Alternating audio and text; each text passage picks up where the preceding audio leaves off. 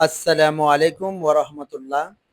তো কাজের ব্যস্ততা থেকে একটু ফারাক হয়ে প্রকৃতির সঙ্গে একটু সময় কাটানোর জন্য বন্ধুদের সঙ্গে চলে আসলাম।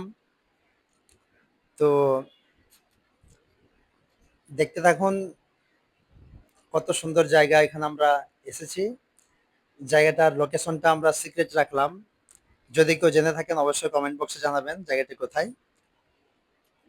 তো বিকেল প্রায় শেষের দিকে সন্ধ্যা আসবে এরকম একটা সময়ের মধ্যে আমরা এখানে উপস্থিত হয়েছি। তো যাক চারিপাশে দেখে খুবই ভালো লাগছে আমাদের। তো এই যে আমাদের বন্ধু সামনে হাবিবুর ও আমাদের আগে আগে যাচ্ছে এবং আমরা ওর পিছু পিছু আমরা যাচ্ছি। তো এই যে গ্রাম্য দৃশ্য,